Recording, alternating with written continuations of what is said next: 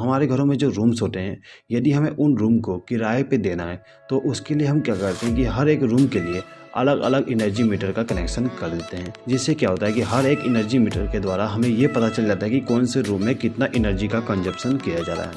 तो दोस्तों, आज की इस वीडियो के द्वारा मैं आपको यही बताऊंगा कि यदि आपको आपके घर का या फिर दुकान का कनेक्शन करना है, यानी कि हाउस वायरिंग करना है, वो भी सब मीटर के कनेक्शन के साथ में, तो किस प्रकार से करेंगे उसी के बारे में आज हम इस वीडियो के द्वारा सीखेंगे। दोस्तों, यहाँ पर मैंने आपके लिए एक लेआउट बनाया हूँ जिसमें मैंने आपको दिखाया हूँ कि यहाँ पर हमारे पास 3 रूम है। ये हमारा रूम नंबर 1 है, ये रूम नंबर 2 और ये रूम नंबर 3 है। दोस्तों देखिएगा, यहाँ पे हमें इलेक्ट्रिक पावर सप्लाई का कनेक्शन करना है। अब जो हमारा इलेक्ट्रिक पावर सप्लाई होता है वो सबसे पहले हमारा जो एनर्जी मीटर होता है उसमें आता है। अब ये जो हमारा एनर्जी मीटर है, इसमें पावर सप्लाई हमारे इलेक्ट्रिक पोल से लेके आते हैं। तो हम क्या करते हैं कि ये जो हमारा इलेक्ट्रिक पोल है, इसमें से हम फेज सप्लाई यहाँ से कनेक्ट करके ले जाएंगे और जो हमारा एनर्जी मीटर है उसका जो पहला टर्मिनल होता है उसमें कनेक्शन कर देते हैं, यानी कि यहाँ पे कनेक्शन कर देंगे। अब दोस्तों देखिए, ये जो हमारा एनर्जी मीटर है इसमें हमें न्यूट्रल सप्लाई देना है। तो हम क्या करते हैं, जो हमारा इलेक्ट्रिक पोल है उसका जो न्यूट्रल पावर सप्लाई है वहाँ से एक बार को कनेक्ट करके लाएंगे और इसको ले जाके हमारा जो एनर्जी मीटर है उसके दूसरे वाले टर्मिनल पे कनेक्शन कर देंगे। यहाँ पे दोस्तों एक चीज़ देखिएगा, ये जो हमारा पहला टर्मिनल है ये फेज सप्लाई के लिए होता है और दूसरा टर्मिनल न्यूट्रल के लिए। इसी प्रकार से ये जो तीसरा और चौथा टर्मिनल है इनमें हमें आउटपुट पावर सप्लाई मिलता है। तीसरे टर्मिनल पे हमें न्यूट्रल पावर सप्लाई मिलता है और चौथे टर्मिनल पे फेज सप्लाई। दोस्तों, ये जो हमारे रूम्स हैं इनको इलेक्ट्रिक पावर सप्लाई के द्वारा कनेक्शन करने के लिए यहाँ पर हम एक एमसीबी का उपयोग करते हैं। यहाँ पे दोस्तों आप डायरेक्टली पावर सप्लाई को ले जाके आपके रूम में कनेक्शन ना करिएगा, बीच में एक एमसीबी जरूर कनेक्ट करिएगा। अब दोस्तों देखिए, ये जो हमारा एमसीबी है इस एमसीबी में हम न्यूट्रल सप्लाई कनेक्ट कर देते हैं। तो न्यूट्रल सप्लाई कनेक्ट करने के लिए हम क्या करेंगे, जो हमारा एनर्जी मीटर है उसका जो तीसरा टर्मिनल है वहाँ से एक वायर को कनेक्ट करके ले जाएंगे और इसको ले जाके हमारा जो एमसीबी है उसके एक टर्मिनल पे कनेक्ट कर देंगे। इसी प्रकार से हमारा जो एनर्जी मीटर है उसका जो चौथा टर्मिनल है वहाँ से एक वायर को कनेक्ट करके ले जाएंगे और जो हमारा एमसीबी है उसको इनकमिंग पावर सप्लाई दे देंगे। अब ये जो हमारा एमसीबी है इसको फेज सप्लाई और न्यूट्रल सप्लाई दोनों मिल गया। अब दोस्तों देखिए, ये जो हमारा एमसीबी है इसके आउटगोइंग टर्मिनल से हम हर एक रूम को पावर सप्लाई दे देंगे। दोस्तों, यहाँ पे एमसीबी लगाने का ये फ़ायदा होगा, यदि हमें पूरे रूम का पावर सप्लाई को ऑफ करना है तो हम इस एमसीबी को बंद करके ऑफ कर सकते हैं। इसके बाद में यदि किसी प्रकार का ओवरलोड होता है या फिर शॉर्ट सर्किट होता है तो ये जो हमारा एमसीबी है उसको प्रोटेक्शन देगा। दोस्तों, यहाँ पे जो एमसीबी इस्तेमाल किया जा रहा है उसका रेटिंग कितना होना चाहिए यदि आप जानना चाहिए, आगे बढ़ते हैं। अब दोस्तों देखिए, ये जो हमारा रूम नंबर 1 है इसको सबसे पहले पावर सप्लाई के द्वारा कनेक्शन कर देते हैं। तो देखिए, ये जो हमारा रूम नंबर 1 है इसके लिए हमें अलग से एनर्जी मीटर का कनेक्शन करना है। तो हम क्या करेंगे, यहाँ पे एक एनर्जी मीटर को ले लेंगे। ये हमारा एनर्जी मीटर हो गया। अब ये जो हमारा एनर्जी मीटर है इसको इनकमिंग पावर सप्लाई देने के लिए हम इस एमसीबी का उपयोग करते हैं। तो यहाँ पे हम क्या करेंगे, ये जो हमारा एमसीबी है इसके आउटगोइंग टर्मिनल से फेज सप्लाई को कनेक्ट करके ले जाएंगे और जो हमारा एनर्जी मीटर था उसके पहले टर्मिनल पे कनेक्शन कर देंगे।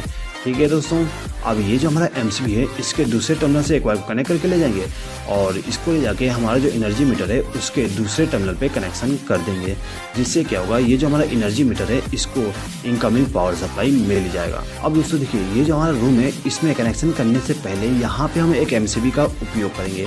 दोस्तों, ये जो हमारा एमसीबी है ये आपको ओवरलोड और शॉर्ट सर्किट से प्रोटेक्शन देगा। ठीक है दोस्तों। अब दोस्तों देखिए, ये जो हमारा एमसीबी है इस एमसीबी को इनकमिंग पावर सप्लाई देने के लिए हम इस एनर्जी मीटर का उपयोग करेंगे।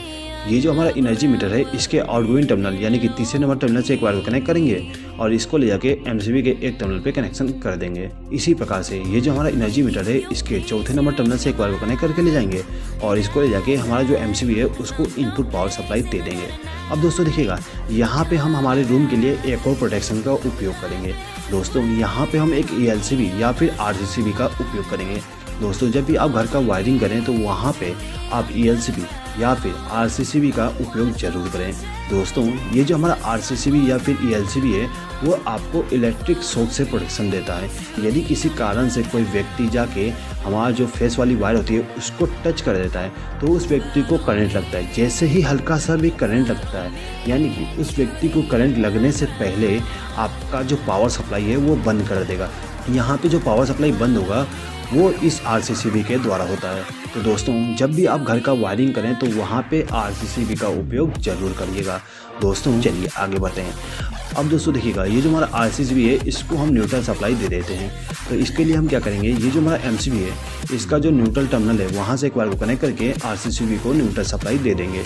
इसी प्रकार से इस RCCB को फेज सप्लाई भी दे देंगे इस टर्मिनल के द्वारा, यानी कि यहाँ से वायर को कनेक्ट करके ले जाएंगे और इसको ले जाके RCCB के साथ कनेक्शन कर देंगे। अब दोस्तों देखिए, ये जो हमारा रूम नंबर 1 है, इस रूम नंबर 1 में एक स्विच बोर्ड का उपयोग करेंगे।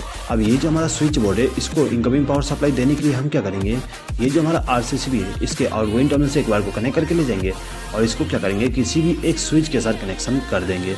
हमने क्या किया, इस स्विच के साथ कनेक्शन कर दिए हैं। दोस्तों एक चीज़ याद रखिएगा, ये जो हमारा स्विच होता है इस स्विच में हमें फेज सप्लाई ही कनेक्ट करना होता है, न्यूट्रल सप्लाई कनेक्ट नहीं करना होता है। ठीक है दोस्तों, चलिए आगे बढ़ते हैं। अब दोस्तों देखिए, ये जो हमारा स्विच है इस स्विच का उपयोग हम इस सॉकेट को कंट्रोल करने के लिए करेंगे। तो यहाँ पे हम क्या करते हैं कि ये जो हमारा स्विच है इसके आउटगोइंग टर्मिनल से एक वायर को कनेक्ट करके ले जाएंगे और ये जो हमारा सॉकेट है इसके जो दाहिना पिन है उसके साथ कनेक्शन कर देंगे। जिससे क्या होगा, यदि हम इस स्विच को चालू करते हैं तो इस दाहिने पिन में फेज सप्लाई पहुँच जाएगी। दोस्तों ये जो हमारा स्विच है ये वाली, इसका उपयोग हम एक बल्ब को कंट्रोल करने के लिए करेंगे। तो यहाँ पे जो हमारा बल्ब है इसको चालू और बंद करने के लिए हमें इस स्विच को प्रेस करना पड़ेगा। अब ये जो हमारा स्विच है इसको फेज सप्लाई देने के लिए हम क्या करते हैं, यहाँ से एक वायर को कनेक्ट करके यहाँ पे लूप कर देंगे। तो यहाँ पे मैं आपको यहाँ से कनेक्शन करके दिखा देता हूँ। यहाँ से एक वायर को कनेक्ट किया और इस स्विच को पावर सप्लाई दे दिया हूँ। अब ये जो हमारा स्विच है इसके आउटगोइंग टर्मिनल से एक वायर को कनेक्ट करूँगा और इसको ले जाके बल्ब को फेज सप्लाई दे दूँगा। अब दोस्तों देखिएगा, यहाँ पर हम एक फ़ैन का भी उपयोग करेंगे। अब ये जो हमारा फ़ैन है इसको कंट्रोल करने के लिए इस स्विच का उपयोग करेंगे। तो ये जो हमारा स्विच है इसको इनकमिंग पावर सप्लाई देने के लिए यहाँ से एक वायर को कनेक्ट करेंगे और इसको ले जाके इस स्विच को इनकमिंग पावर सप्लाई दे देंगे। अब ये जो हमारा स्विच है इसके द्वारा हम डायरेक्ट पावर सप्लाई फ़ैन को नहीं देते हैं। तो यहाँ पे हम क्या करेंगे दोस्तों, ये जो हमारा फ़ैन है इसके स्पीड को कंट्रोल करने के लिए यहाँ पे हम रेगुलेटर का उपयोग करते हैं। रेगुलेटर में 2 वायर होता है। अब ये जो हमारा रेगुलेटर है इसके एक वायर को हम क्या करते हैं कि इस स्विच के साथ कनेक्शन कर देते हैं। तो यहाँ पर हमने इसका कनेक्शन कर दिया। अब इस रेगुलेटर का जो दूसरा वायर है उसको ले जाके हमारा जो फ़ैन है उसको फेज सप्लाई दे देंगे।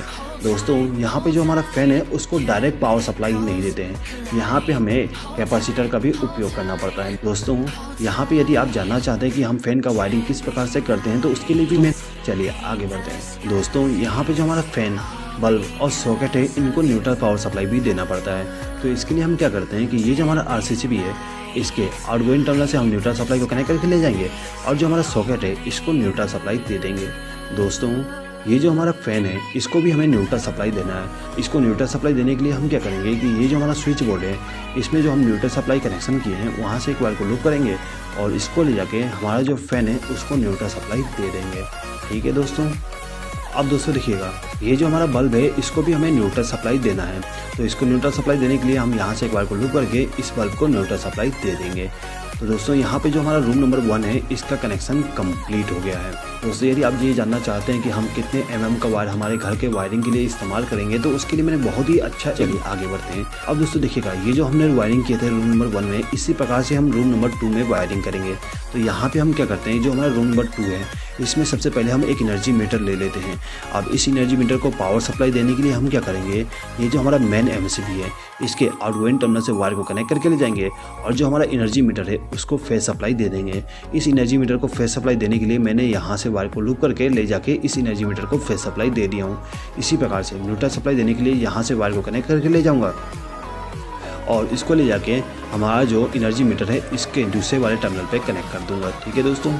अब दोस्तों देखिएगा, यहाँ पे जो हमारा रूम नंबर 2 है इसके लिए हम अलग से MCB का उपयोग करते हैं। तो यहाँ पे हम एक MCB ले लेंगे और इस MCB को इनकमिंग पावर सप्लाई देने के लिए हमारा जो एनर्जी मीटर है उसमें से कनेक्शन कर देंगे।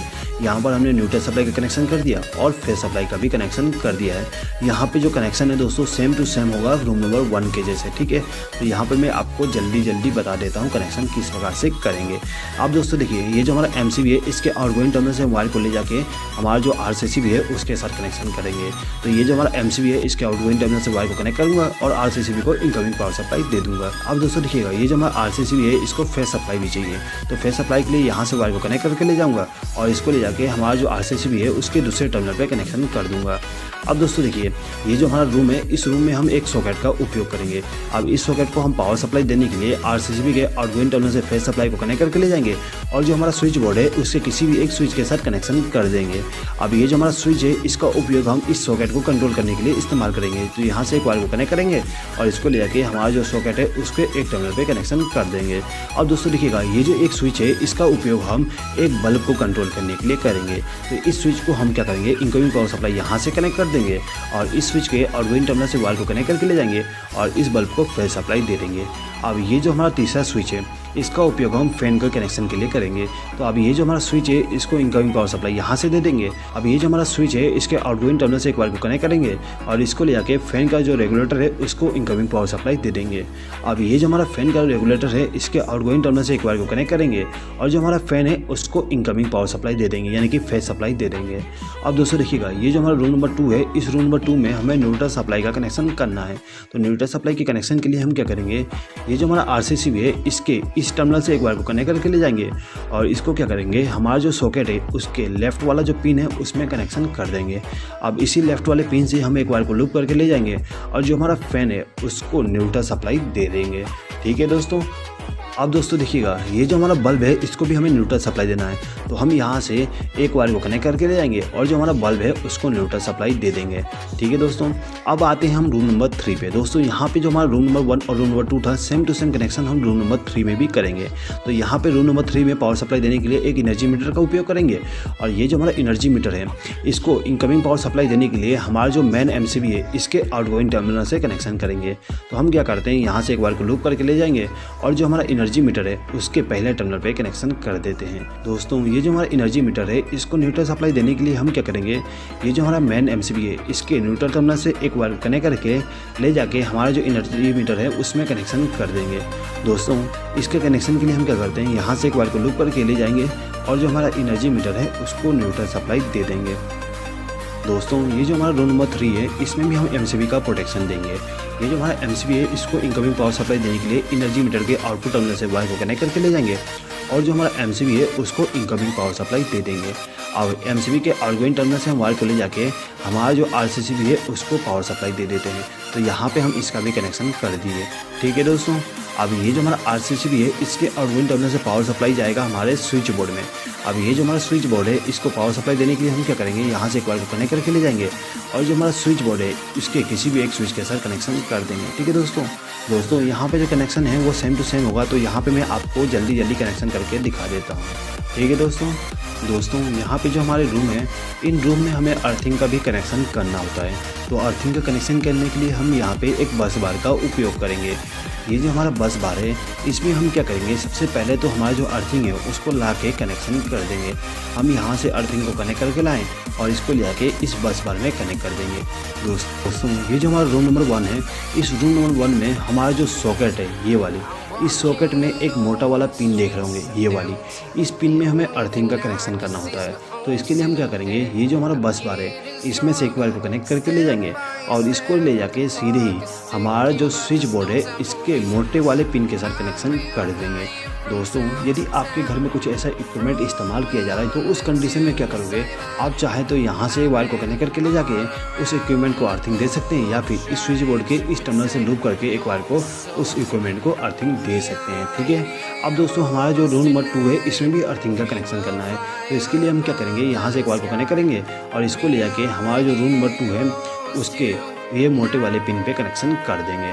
अब ये जो हमारा रूम नंबर 3 है, इसमें भी हम अर्थिंग का कनेक्शन कर देते हैं। तो यहाँ से मैं वायर को कनेक्ट करके ले जाता हूँ और इसको ले जाके हमारा जो स्विच बोर्ड है इसके मोटे वाले पिन के साथ कनेक्शन कर देंगे। दोस्तों यदि आपको इस वीडियो से रिलेटेड किसी भी प्रकार का डाउट हो तो प्लीज़ कमेंट बॉक्स में कमेंट करके पूछ लीजिएगा, मैं आपके कमेंट का वेट करूंगा। दोस्तों यदि आपको ये वीडियो पसंद आया हो तो प्लीज़ इस वीडियो पर लाइक, शेयर और कमेंट करना ना भूलिएगा और यदि आपने अभी तक हमारे चैनल को सब्सक्राइब नहीं किया तो सब्सक्राइब भी कर लीजिएगा। इस वीडियो को देखने के लिए